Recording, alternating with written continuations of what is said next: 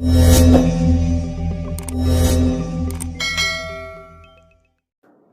India में गरीबी कब अमीरी में बदल जाती है यह शायद कोई जानता हो, लेकिन जो गरीब रहा हो और अपनी गरीबी को समझते हुए अन्य गरीबों की मदद करे वही असली इंसान कहा जाता है। आज हम कहानी सुना रहे हैं आपको रमेश घोलप की, जो आईएएस हैं और झारखंड के कोडरमा जिले के डीएम हैं। उन्होंने एक ट्वीट किया है, जिस ट्वीट को लेकर के तमाम तरह की बातें सामने आ रही हैं। झारखंड के कोडरमा में डीएम हैं और रमेश घोलप जी लिखते हैं कि मैं आईएएस बन गया, मुझे 8 साल हो गए, लेकिन मेरी माँ अभी भी चूड़ियाँ बेचती हैं और वो कहती हैं इन्हीं चूड़ियों को बेच करके मैंने तुम्हें कलेक्टर बनाया है और ये हाथ जब तक चलेंगे तब तक मैं चूड़ियाँ बेचती रहूँगी। विपरीत हालात में जो साथ देते हैं उनको कभी नहीं भूलना चाहिए। उन्होंने ये बात लिखी है। इस बात को देखते लोग ट्विटर पर, अन्य जगहों पर खूब शेयर कर रहे हैं। आप फोटो में देख सकते हैं कैसे रमेश घोलप एक गरीब परिवार के बच्चे को मिठाइयाँ खिला रहे हैं। रमेश घोलप चर्चा में बने रहते हैं। उनकी कहानी इन दिनों झारखंड के बाहर सभी स्टेट में चर्चा में रहती है।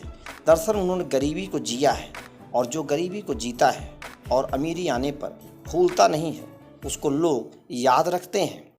रमेश घोलप भले ही डीएम कोडरमा के हों, लेकिन पूरे झारखंड में चर्चा में बने रहते हैं। महाराष्ट्र के सोलापुर जिले के वारसी तहसील में महागांव में इनका जन्म हुआ था और गरीबी बहुत ही मजबूत थी इनकी।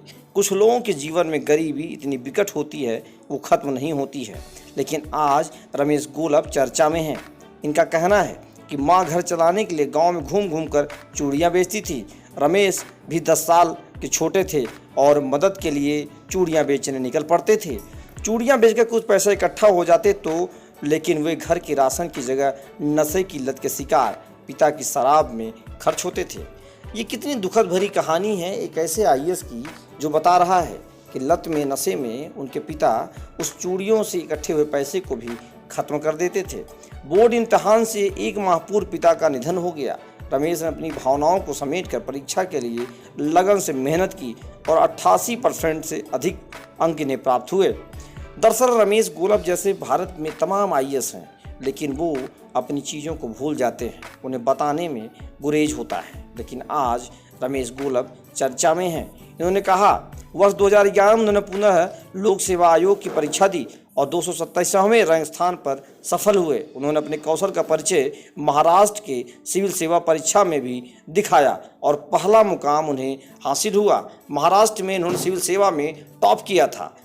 तो दोस्तों, मेरा मकसद था कि आपको ये दिखाया जाए और ऐसे इंस्पायरिंग स्टोरी से हमें इंस्पायर होने की ज़रूरत है। हमें अपनी गरीबी नहीं भूलनी चाहिए और ज़रूरत पड़ने पर गरीबों के साथ खड़े होने की आवश्यकता भी होती है।